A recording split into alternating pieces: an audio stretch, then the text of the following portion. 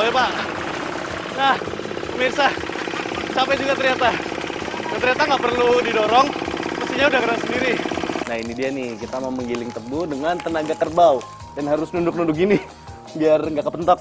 Nah ini dia pemirsa, yang udah jadi. Masih hangat, masih panas.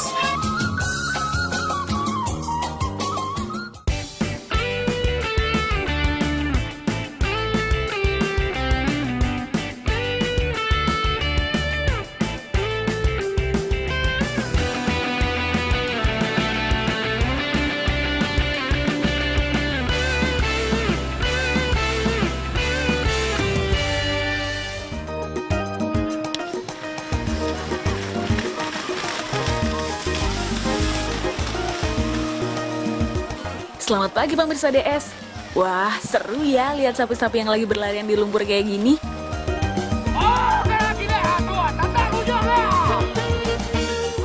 Sapi-sapi ini bukan sekedar iseng ya pemirsa.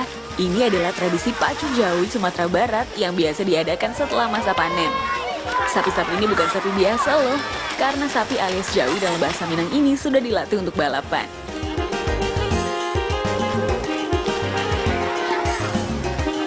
Dulu, pacu Jawi sekedar jadi pengisi waktu luang setelah musim panen. Sekarang, pacu Jawi juga menjadi atraksi wisata yang diminati turis.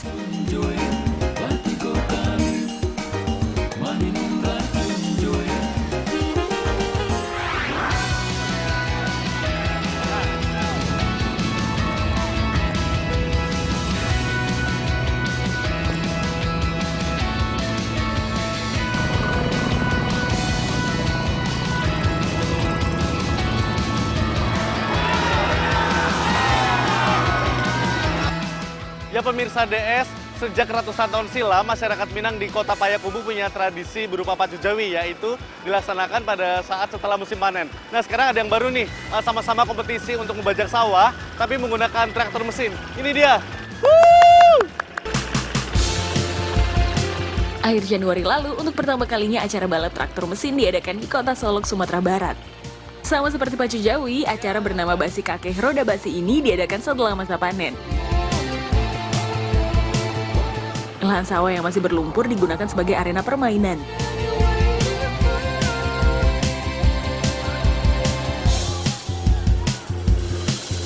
Acara untuk mengungkapkan rasa syukur setelah masa panen sebetulnya sudah ada sejak lama. Dulu ungkapan syukur dilakukan dengan menggelar acara Alek Nagari yang dipusatkan di sawah masyarakat. Setelah lama tidak dilaksanakan, sekarang masyarakat Kota Solok menggelar berbagai kegiatan di sawah, salah satunya ya balap traktor ini.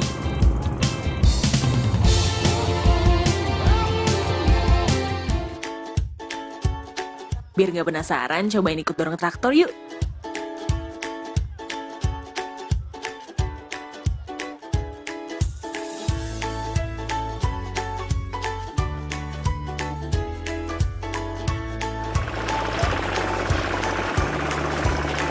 Nah boleh Pak. Nah pemirsa, capek juga ternyata. Dan ternyata nggak perlu didorong, mesinnya udah gerak sendiri. Saya kotor nih. Saya mau balik lagi ke sana. Ayo Pak, balik.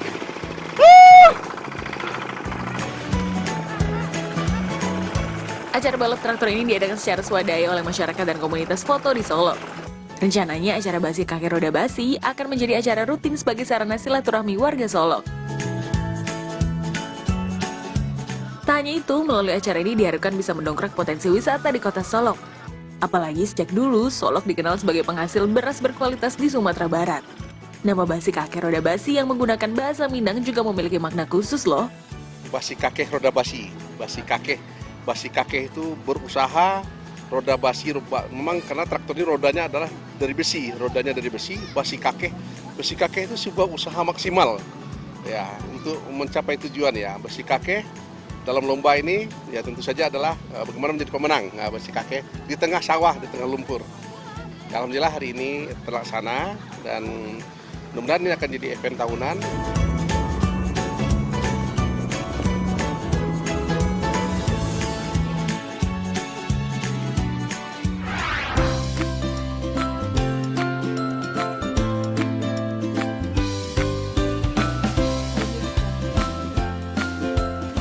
Nah pemirsa DS, tadi kan kita barusan main kotor-kotoran di sawah. Sekarang saya udah bersih lagi dong.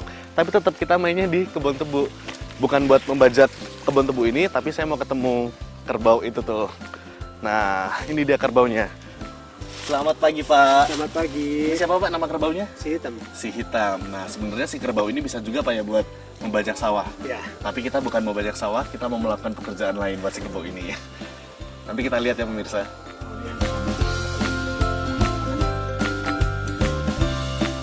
Biar pemirsa nggak penasaran, langsung aja deh kita bawa kerbaunya.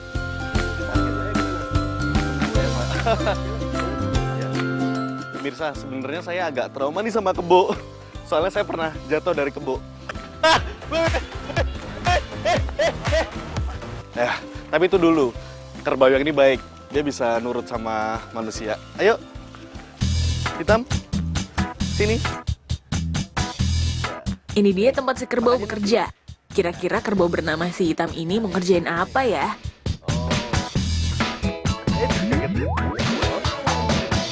Sebelum mulai bekerja, kerbau harus diikat di batang bambu dan ditutup matanya. Mata kerbau yang ditutup dengan batu kelapa ini merupakan kebiasaan yang sudah berlangsung turun-temurun.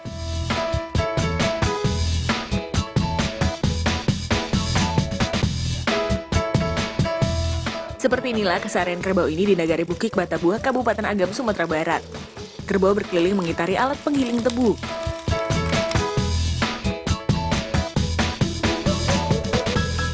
Alat penggiling tebu tradisional digerakkan oleh tenaga kerbau melalui batang bambu yang diletakkan di atas leher kerbau. Satu persatu batang tebu dimasukkan ke dalam sela-sela alat penggiling yang terus bergerak selama kerbau berjalan. Air tebu hasil penggilingan dialirkan menuju bak penampungan. Nah, pemirsa, di sini aroma wangi dari tebunya nih sangat berasa. Enak banget wanginya. Dan sebenarnya alat ini udah ada dari dulu. Cuma kalau dulu ini alat penggilingnya dari kayu. Sekarang udah dimodifikasi jadi terbuat dari besi. Lebih kuat. Batang tebu nggak cuma digiling sekali, melainkan 3 hingga 4 kali sampai air tebu benar-benar habis. Ampas tebu sisa penggilingan akan dijemur hingga kering dan dijadikan bahan bakar untuk merebus air tebu. Sebetulnya proses penggilingan tebu dengan cara tradisional ini nggak sulit kok. Tapi karena harus jongkok dalam waktu lama sambil menghindari benturan bambu, lama-lama pegel juga. Pak, ini kenapa nggak ditinggikan sih, Pak? Jadi harus jongkok-jongkok gini. Kalau ditinggikan kita kan posnya kita kan ukuran kerbau. Sesuaikan sama kerbaunya. Nah, kerbaunya. Oh. Kalau ini ditinggikan kerbaunya Pendek? pendek kan nggak mau. Oh. Jadi memang sengaja gini, Pak, ya? Iya. Biar manusia yang menyesuaikan. Menyesuaikan ya. Oke. Sejak dulu, Desa Bukik Batabuah sudah dikenal sebagai penghasil tebu. Menggiling batang tebu menggunakan tenaga kerbau sudah dilakukan masyarakat desa sejak ratusan tahun silam. Dulu semua produsen gula menggunakan cara tradisional ini untuk menggiling tebu. Tapi karena penggilingan dengan tenaga kerbau hanya mampu menggiling 30 kg tebu dalam sehari, cara ini sudah ditinggalkan.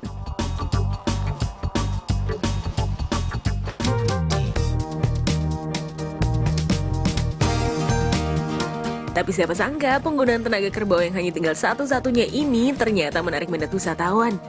Bekerja sama dengan beberapa agen perjalanan, tempat produksi gula ini menjadi salah satu tujuan wisata jika berkunjung ke Kabupaten Agam. Setiap proses penggilingan tebu berlangsung, bisa dipastikan wisatawan akan berhenti untuk melihat produksi gula secara langsung. Apalagi tempat produksi gula ini terletak di pinggir jalan sehingga mudah dijangkau. Kebanyakan turis yang datang ke tempat ini ternyata bukan wisatawan lokal, melainkan wisatawan dari Malaysia. Wisatawan yang berkunjung ke sini tak ragu untuk berfoto dengan kerbau atau mencoba untuk ikut menggiling batang tebu. Ya, ini dari mana nih? Dari Malaysia. Dari Malaysia berempat ya? Oh. Berempat. Tadi gimana rasanya ikut giling tebu pakai kerbau? Dia seronok sebab dia rasa macam banyak juga air di keluar. Dia tak banyak sebab kan kerbau yang buat sebenarnya ni selalu guna mesin. Takut tidak tadi? Takut. Takut. Takut apa? Takut apa? Takut diseruduk? Dia takut kena kepala dekat sini. Oh, tanduknya. Oh, tapi seru ya? Yang Oh, ini kayunya ini batang. Kayunya kena tunduk. Tapi seru ya? Seru. Terima kasih. Okey, sama. Kita lanjut ke proses perebusan air tebu ya. Air tebu direbus dalam kuali berukuran besar. Merebus air tebu membutuhkan waktu cukup lama, yaitu sekitar 4 hingga 5 jam. Tungku untuk memasak air tebu pun masih tradisional dengan bahan bakar kayu dan ampas tebu. Cara tradisional sengaja dipertahankan karena cara manual ini membuat air tebu matang secara merata. Saat mulai mendidih, sisa kotoran diambil menggunakan saringan.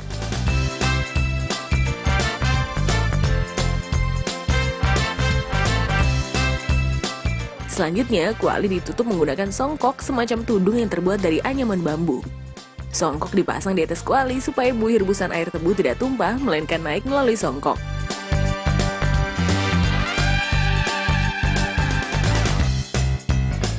Kayak gini nih air tebu yang sudah mendidih dan siap diangkat. Sebelum diangkat, bersihkan dulu air tebu dari kerak gula yang menempel di kuali.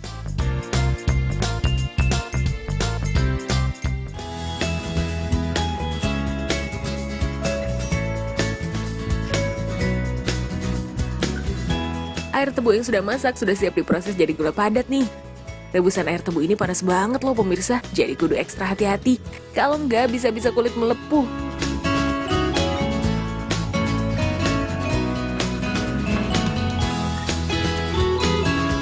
Rebusan air tebu yang mirip dengan karamel ini harus segera dicetak. Karena kalau sudah dingin, air tebu akan mengeras sehingga sulit dicetak. Alat cetak gula pun masih sangat sederhana, yaitu berupa papan kayu yang sudah dilubangi. Rebusan air tebu tinggal dimasukkan ke dalam lubang-lubang cetakan. Tak sampai 2 menit, air tebu sudah mengeras dan cetakan sudah bisa diangkat. Udah bisa diangkat nih Pak ya? Iya Pak. Gini doang, gampang. Nah ini dia pemirsa, yang udah jadi. Masih hangat, masih panas. Saya mau nyoba ini. Rasanya sih nggak beda kayak gula aren ya Pak ya sebenarnya? Iya, nggak keras. Ini biasanya buat apa sih Pak kalau gula-gula tebu? Iya, gula tebu ini dibikin untuk bikin onde-onde, bikin kolak, kacang hijau, bubur kacang hijau apa. Oh, dicampur ke masakan juga berarti ya? Campur ke masakan. Gula tebu berukuran kecil biasa dijual Rp15.000 setiap 2 bungkus. Sementara untuk gula aren berukuran besar dijual seharga Rp10.000 per bungkus.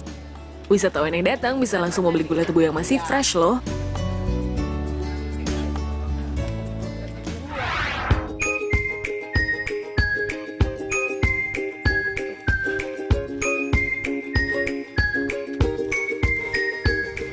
Nah pemirsa DS, kita masih mau bahas soal kerbau nih. Kali ini kerbaunya digunakan untuk menarik pedati. Dulu pedati ini banyak ditemui di area persawahan kayak gini, perkebunan kayak gini untuk mengangkut hasil panen. Bener kan ya Bang? Iya, benar. Nah sekarang ini udah sangat jarang ditemui. Kita mau lihat nih gimana caranya si kerbau ini bisa masuk ke sini. Gimana Bang caranya? Diangkat dulu nggak? Enggak. Lihat. Cut.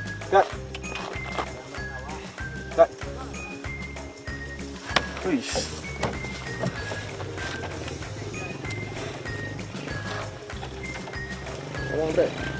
Itu dia caranya. Baru tahu kan, kalau saya juga baru tahu nih kalau ternyata buat masukin kerbaunya harus masuk ke sini. Nah ini udah siap diangkat nih. Mau naik ini bisa kan? Bisa. Saya mau coba naik.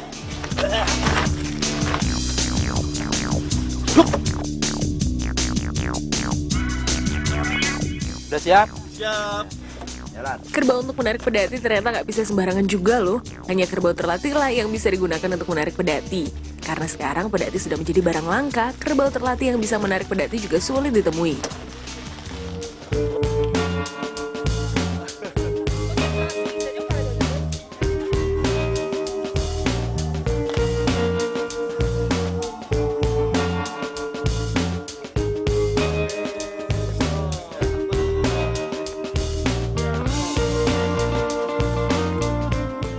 Sampai ini buat ngangkut hasil panen kan Bang ya? Iya Bang.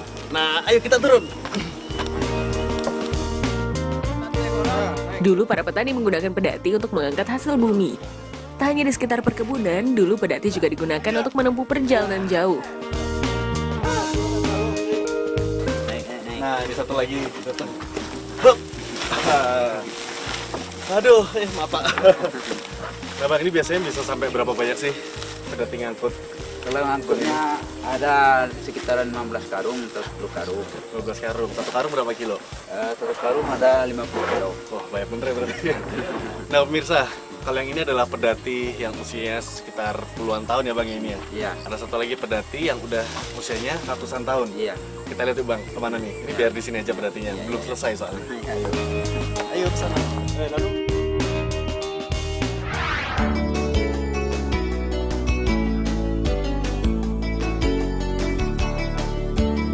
Pemirsa DS, ini dia pedati khas Minang berusia ratusan tahun. Walaupun sudah tua, pedati ini masih gagah kan? Pedati ini dimiliki oleh seorang warga di negari Kota Laweh, Kabupaten Tanah Datar.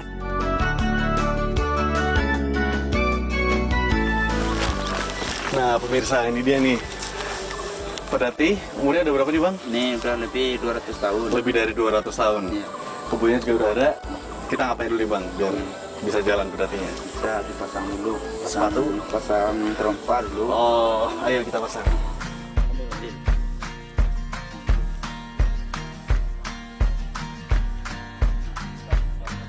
Penggunaan sepatu untuk kerbau merupakan tradisi yang sudah berlangsung sejak dulu. Sepatu terbuat dari bahan bekas dan diikat pada kaki kerbau. Dulu kerbau penarik pedati sering menempuh perjalanan jauh. Dengan menggunakan sepatu, kaki kerbau terlindungi dari benda-benda tajam yang bisa menyebabkan luka.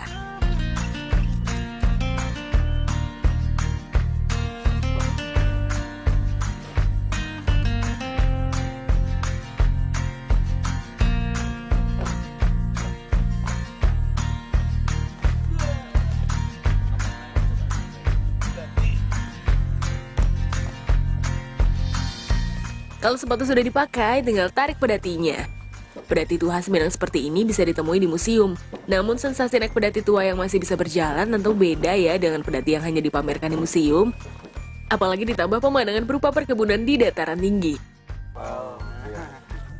Nah pemirsa, sebenarnya pedati ini sangat berpotensi untuk dijadikan objek wisata. Apalagi pedati ini bentuknya masih sangat tradisional, udah ratusan tahun. Sayangnya tapi belum ada. Aduh. Nah Bang Jack, saya mau tanya nih. Ini kan usia pedatinya udah ratusan tahun. Ya. Kenapa sih mempertahankan pedati ini? Ya Apalagi kalau dibikin bagus kayak gini. ya kalau untuk pedati ini kan barang lama. Ya, masa usianya udah lebih 200 tahun. Jadi kalau sekarang anak-anak kan nggak tahu pedati. Nah, kalau udah ada barang untuk sejarah dan anak-anak kan lebih tahu dia yang apanya pedati ya. Jadi biar mempertahankan tradisi dari dulu sampai sekarang, Ya. biar orang-orang tahu anak-anak Ya. apa lagi ya. Iyalah.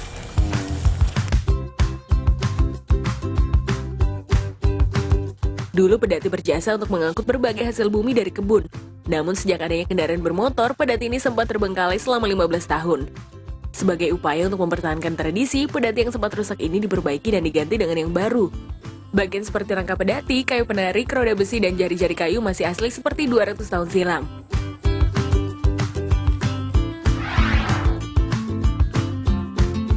Habis ini kita masih mau bahas tentang tradisi Ranah Minang yang masih bertahan dari dulu sampai sekarang. Stay tune!